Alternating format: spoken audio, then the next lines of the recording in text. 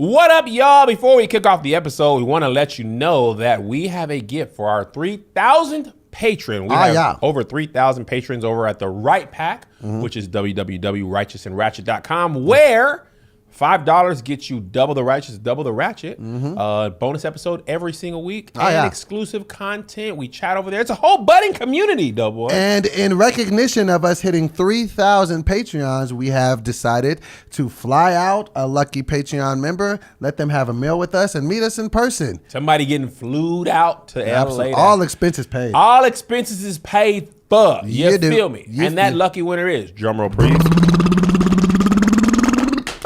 Get off me. Charnay Ruth, you have won a free trip to Los Angeles, California to have a meal with Dobithius and myself. You can expect an email from our team. We'll arrange the travel and all that, and we're going to feed you a good meal. And if you would like to be a part of the Patreon, patron, it's called.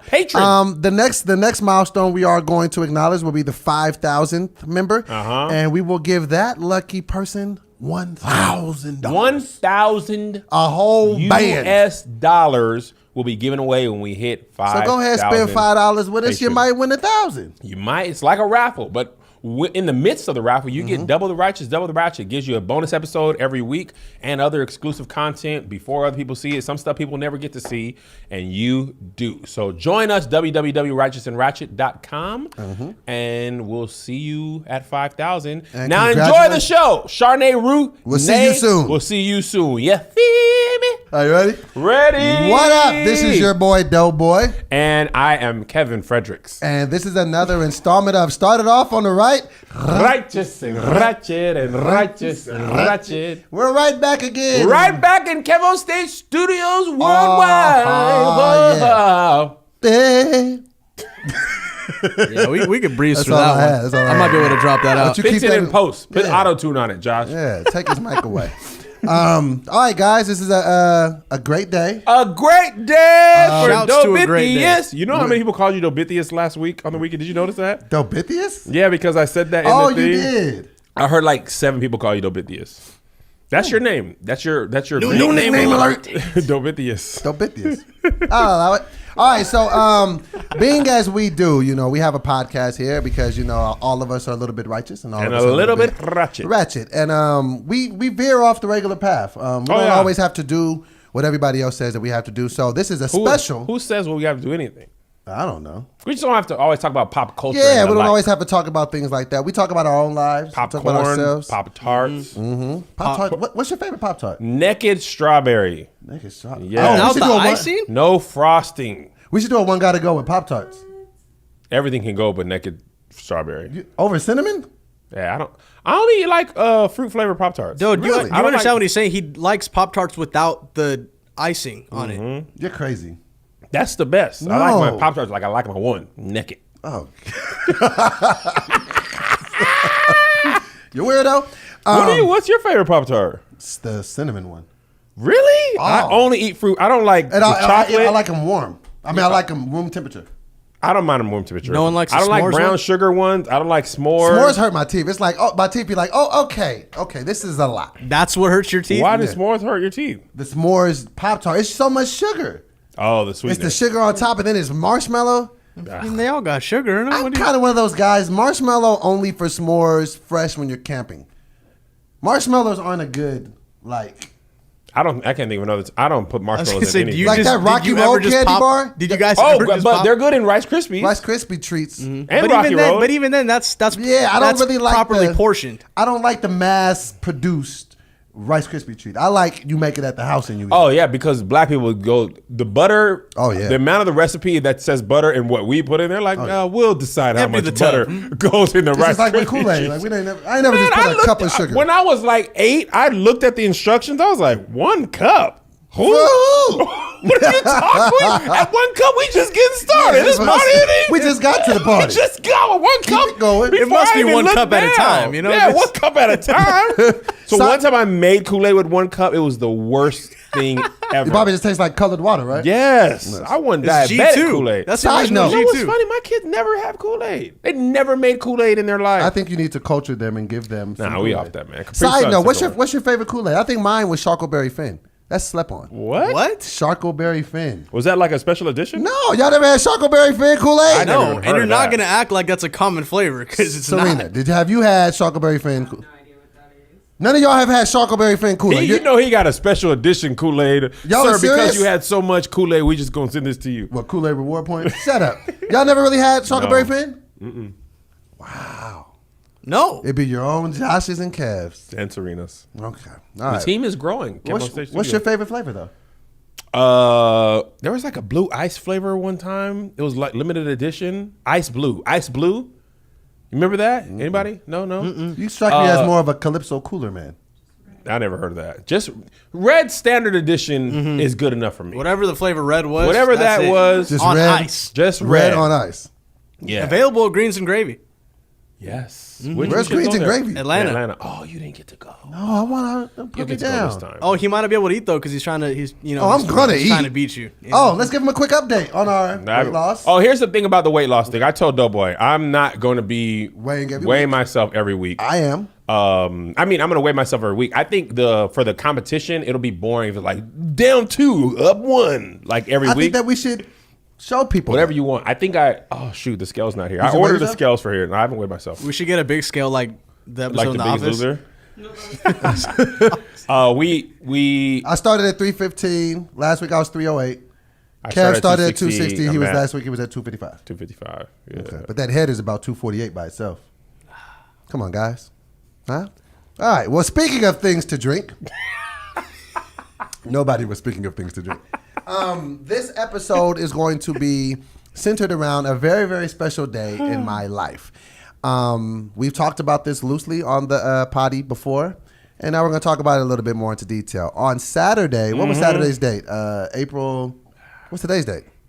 It was the 7th on Saturday. It was the Today's 7th? the 9th. No. Today's the 9th. Today's the 9th. I don't be keeping So up with yesterday was the dates.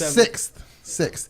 So on April 6th, I reached my 500th day sober. Fireworks, confetti, Bing, congratulations bing, bing, to bing, bing, Doughboy. bing, Dun, dun, dun, dun, dun, dun, dun, dun, dun. Boom. And the reason why I wanted to talk about it was just because in my trials and tribulations with alcoholism, I just felt like it would be great to just kind of give people a bird's eye view of the entire story, the beginning, the middle, and the end, and why 500 days is so important. Kevin has been here alongside with me the whole time, and at a point in time, we were celebrating 11 days 11 days of sobriety. and that was the big deal. So for me to hit 500 was just something that I simply didn't think that I can do. So I thought that it would be a apropos time Apropos, I knew you were about to say that. to talk about it and kind of let people into it. And I know I'll be quarterbacking this, but I'm chime in here. as you may.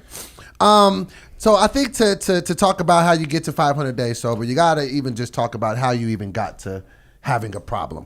Everybody knows I'm 39 years old. First 30 years of my life, never drank. Literally, no. Literally. Why you never drank it? Because it kind of ran in my family. Alcoholism? Yes. My dad You suffered. never told Kevin that? Yes, absolutely. My dad had a real problem with alcohol. His father had a problem with alcohol. Is that where the last name Belcher came from? We should just go by this. So just growing up, I seen how alcohol could just tear somebody up. And I was just like, it just wasn't really for me. I don't know if it was that I was afraid of it, but I just kind of seen how people would drink and they would black Yeah. out. And like I said, like, growing up, I had like, a very, very strong church background as well. Like, you know what I Yeah. mean? So I was a gospel rapper, and I just What was kind your of rap name? Doughboy. I didn't You move. just kept it. You just kept it. Yeah. But that was Doughboy for the Lord or Doughboy for the streets. It was just still Doughboy though. It's universal. What was Yeah. your rap group though? The Committee. The Committee. Yeah. So we had a song called Bounce for Jesus. How'd it go? Bounce for Jesus. Bounce for Jesus. Hey. Did it really? Yeah. That's the why plan. y'all didn't make it. Yeah. You have it somewhere That's still? why we didn't make it. Doboy I absolutely definitely has have it. it. Where is it? I have it in lots of places. On YouTube? No. This was before YouTube. Actually, we're coming up on the 20-year. Is it on microfiche? I don't even know what microfiche is. They actually put this on a vinyl. Shut up. Microfiche is the look like an old movie. Well, actually, when I was a kid in the library, you could look at old newspaper clippings. I remember that. Oh my Yeah. gosh, with the Yeah. mic, with the big microfiche magnifying. thing. Like I remember that. That's microfiche. There's no way to put music on it. It was just a reference that you're old. No, I got it. So, side note, we did our first gospel album 20 years ago, 1999. I'm old. You are out in these streets. All right, so back to What was segregation like? shut up, Were you there when they wrote the Bible? shut up. Okay. Hey Jesus, you wrote that wrong. Shut up. I don't wanna hear that. So in coming up, like I was afraid of alcohol, and it was just something that I didn't really deal with. So fast forward to me moving to LA when I was 30 years old. Actually, when I started doing comedy is when I started to dabble in drinking. gosh. So a lot of people Comedy don't has- understand. Dude. It's set up for you to do it. Oh my god! I mean, so Yes. many. When I was coming up, so many comics had the whole like this persona, like I drink and I say crazy stuff when I'm drinking. It brings like, it, or it kills my nerves. yeah, there was a lot of comics who couldn't. Matter of fact, that's interesting. Yes. You almost were. I was one of the few people who. I'd say probably 60-70% when I was coming up were either drinking backstage or drinking on stage. Yeah, a lot of people like drink to calm down. Like, and then you start to, because I remember I used to tell you this, you start to think your alcoholism somehow affects how good you do in comedy. Oh, yeah. So then people think I can't perform good without this. So I kind of like was flirting with it when I first started, doing comedy. But it What was your wasn't. first drink at a comedy show? Yeah, like somebody remember bought what me a you drink. I ordered? didn't even know what it was. Before I used to drink at, I grew up very similar to you, church Mm-hmm. kid. Alcohol's bad as the devil. How can I have it? I go to hell. Mm-hmm. But after comedy shows, white people especially, man, if they like your joke, bruh. No, that's you the gotta thing. let me buy you a That's drink, how they bruh. bond with you. Just please, bruh. And I'm just like, the- I don't drink. They're like, you don't what? And then they'll start to ask you like why you don't drink, as if you should have a reason why you don't. So so that's what I was going through. So everything was cool, and then I moved to LA. Wait, what was your first drink? You didn't say. It was a Long Island iced tea. Wow. Whoa. Yeah. That was the first thing you drank? Yeah. Okay, Somebody funny- bought it It's for like me. all the Funny alcohols story. Yeah. I together. didn't know what a Long Island iced tea was. Uh-huh. I thought it was just sweet tea with a splash Oh my of God! alcohol. Really? Tasted one day. Woo! Kev was like, was I like- like it. I bet you started acting all crazy, threw your bra off on stage, like woohoo! It's a party. Oh my God! I'm a trying lot to of open myself up movement, to you, Doboy. and you just hurt A me. lot of Go ahead. That's a rough introduction to alcohol, though. Woo! Yeah. So and I was and I really wasn't getting drunk, but then I would notice that when I did get drunk, I get super emotional. And you're already an emotional Yeah. So I'll person. tie into that Boy. later. So, and when I first started, it was cool, whatever. Then I moved to Los Angeles at 30. Now, mind you, when I moved to Los Angeles, I left a good paying job at Wells Fargo Bank, the security of my family and friends, and I was like, I got to go out here and find out who I'm supposed to be. Now I'm in LA by myself, and so alcohol became a coping mechanism for the stresses of the world, and I didn't even understand what I was doing. Like I was stressed out, like I don't have any money. What am I going to do? I don't have any hookups up here. Nobody knows me. This is before social media really popped off. I moved here in 2009. So I just was just like drinking. I started drinking by myself. And I was already depressed about stuff. I remember the first time I got drunk, I bought a bottle of UV vodka. Oh, that's a plastic bottle. The dude. cheap that? stuff. It's cheap. It's cheap. It's like one of You hear the. that sound? She's making that's her kidneys remembering what it does to you. It's like the $5.99 It's just- bottle, like at the liquor store. Yes, so you could just it's like the the cheap plastic stuff. ones, the Straight small rubbing ones. alcohol. Yeah, it's not as bad as Pompov. That's like the plastic bottle, but it's like there's a bottom shelf, and then underneath there is where they sell, the UV. So I remember getting that and getting some cranberry juice and just drinking it, and then like getting really emotional. And then I would start to like relive my past. I already had like a traumatic childhood, and I would just like start to tap into that. So now I'm drinking in LA by myself on somewhat of a consistent basis, but I'm still just thinking, oh, I'm good. Because I think people think alcoholism looks a certain way. I think if you think about alcoholism, you think of a guy outside of a liquor store. The movie dad who brown can't get his paper life. bag. Or Yeah. something. You know what I'm saying? You That's think actually a good point. I don't think because you were an alcoholic for the majority of the time I knew you, Right, and you didn't I even know. Had no until I vocally